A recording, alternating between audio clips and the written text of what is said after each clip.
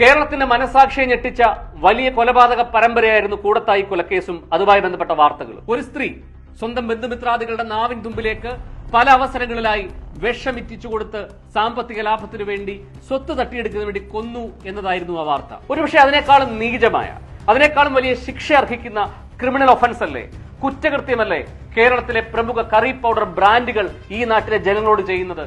സാറാസും ഈസ്റ്റേണും kitchen ട്രഷേഴ്സും double ഹോഴ്സും അടക്കമുള്ള കറി പൗഡറുകളിൽ cancer രോഗത്തിന് കാരണമാകുന്ന, മനുഷ്യന്റെ നാഡീവ്യൂഹങ്ങളെ തകർക്കുന്ന വലിയ വിഷങ്ങൾ അടങ്ങിയിരിക്കുന്നു എന്നുള്ള ഭക്ഷ്യസുരക്ഷാ റിപ്പോർട്ടുകൾ പുറത്തേക്ക് വരുന്നു.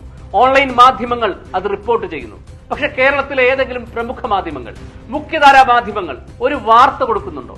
അതുമായി ബന്ധപ്പെട്ട ഒരു ചർച്ച നടത്തുന്നുണ്ടോ? നോക്കി, നടത്തില്ല, കൊടുക്കില്ല. കാരണം പരസ്യമാണ് പ്രധാനം, സാമ്പത്തിക ലാഭമാണ് പ്രധാനം, ജനങ്ങളുടെ ജീവനും സ്വത്തും ഒന്നുമല്ല. പോട്ടെ, അത് സമ്മതിച്ചിരിക്കുന്നു. കേരളത്തിലെ ഭരണ പ്രതിപക്ഷ സംവിധാനങ്ങളോടാണ് ചോദിക്കുന്നത്. ഇവിടുത്തെ മുഖ്യമന്ത്രിയോട്, ഇവിടുത്തെ ആരോഗ്യമന്ത്രിയോട്, ഭക്ഷ്യസുരക്ഷാ മന്ത്രിയോട് ചോദിക്കുന്നു.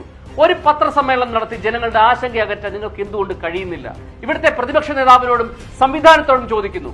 നിങ്ങൾ ചിന്തിരിശിബിരം നടത്തി ജനങ്ങൾക്കിടയിലേക്ക് ഇറങ്ങുകയാണെന്ന് പറഞ്ഞല്ലോ, എന്നിട്ട് നേരെ പോയി ആലപ്പുഴ കളക്ടറുടെ നെഞ്ചത്ത് കയറുകയല്ല ചെയ്യേണ്ടത്.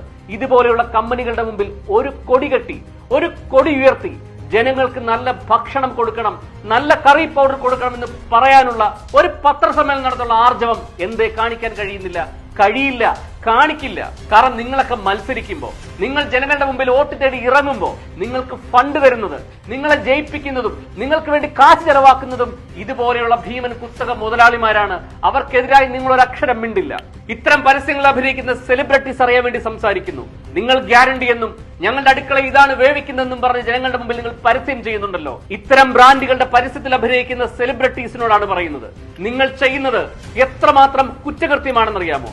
നിങ്ങൾ ഗ്യാരണ്ടി കൊടുക്കുമ്പോൾ, നിങ്ങൾ ഉറപ്പ് കൊടുക്കുമ്പോൾ, നിങ്ങളുടെ അടുക്കളയിൽ വേവിക്കുന്ന കറി പൗഡർ ഇതാണെന്ന് പറഞ്ഞ് ജനങ്ങളെ പറ്റിച്ച് ഇത് അവരെ കൊണ്ട് വാങ്ങിപ്പിക്കുമ്പോൾ നിങ്ങൾ ചെയ്യുന്ന കുറ്റകൃത്യം വലുതാണെന്ന് കൂടി അറിഞ്ഞിരിക്കണം. ഭക്ഷ്യസുരക്ഷാ നിയമം 2006 സെക്ഷൻ 53 പ്രകാരം ഇത്തരം മിസ്ലീഡിംഗ് അഡ്വർടൈസ്മെന്റിൽ അഭിനയിച്ചാൽ നിങ്ങൾക്കെതിരെ കേസെടുക്കാം. കൺസ്യൂമർ പ്രൊട്ടക്ഷൻ ആക്ട് 2019 പ്രകാരം ഇത്തരം മിസ്ലീഡിംഗ് ആക്ടിൽ അഭിനയിച്ചാൽ നിങ്ങൾക്കെതിരെ കേസെടുക്കാം. ഒരുപക്ഷെ ഒരു വ്യക്തി എന്ന നിലയിൽ, ഒരു അഭിഭാഷകൻ എന്ന നിലയിൽ എനിക്ക് ചെയ്യാൻ പറ്റുന്ന കാര്യവും അത് തന്നെയാണ്. ഇനിയും ഇത്തരം പരസ്യങ്ങൾ നിങ്ങൾ അഭിനയിച്ചാൽ, അത് ആരഭിനയിച്ചാലും ഇതിനെപ്പറ്റി അറിയാതെ ഇത്തരം വ്യാജ പരസ്യങ്ങൾ അഭിനയിച്ച് ജനങ്ങളെ തെറ്റിദ്ധരിപ്പിച്ചാൽ കേരളത്തിന്റെ അങ്ങോളം ഇങ്ങോളമുള്ള കോടതികളിൽ നിങ്ങൾക്കെതിരെ നിയമ നടപടി കൈക്കൊള്ളും. അതുമായി മുമ്പോട്ട് വരുന്ന ഏതൊരു സംഘടനയും സഹായിക്കും. അതുകൊണ്ട് ഇതൊരു വാണിംഗ് ആയി എടുക്കണം എന്ന് അഭ്യർത്ഥിക്കുകയാണ്. ക്യാൻസർ ട്രീറ്റ്മെന്റ് നടത്താനുള്ള വലിയ ആതുരാലയങ്ങൾ കെട്ടിപ്പൊക്കുകയല്ല വേണ്ടത്. അത്തരം സംവിധാനങ്ങളിലേക്ക് നേരത്തെ എത്തി ക്യൂ നിൽക്കാൻ വേണ്ടി കേരയിൽ ഉണ്ടാക്കുകയല്ല വേണ്ടത്. നല്ല ഭക്ഷണം കൊടുക്കണം. വിഷപദാർത്ഥങ്ങൾ അടങ്ങാത്ത ഭക്ഷണം കൊടുത്ത് മനുഷ്യനെ രോഗവിമുക്തനാക്കുന്ന സംവിധാനം ഉണ്ടാകണം. അതിനുവേണ്ടി ആർജവത്തോടെ ഭരിക്കാൻ സാധിക്കണം. അങ്ങനെ ജനങ്ങൾക്ക് വേണ്ടി, ജനങ്ങളുടെ സ്വത്തും ജീവനും സംരക്ഷിക്കാൻ വേണ്ടി ഒരു ഭരണവർഗം, ഒരു ഭരിക്കുന്ന സംവിധാനം കേരളത്തിൽ അടുത്ത കാലത്തെങ്ങും ഉണ്ടാകുമോ? ഉണ്ടാകണം എന്ന പ്രതീക്ഷയിൽ നിർത്തുന്നു. Thank you so much.